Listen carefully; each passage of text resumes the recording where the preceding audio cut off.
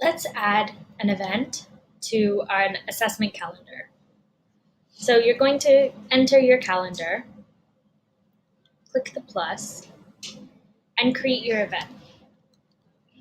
So you will put the title of your assessment, the date, the time of your assessment, and the one thing you really want to make sure is that you edit which calendar it is a part of. So automatically it's going to set as your calendar. So you need to go down to this part and select your assessment calendar.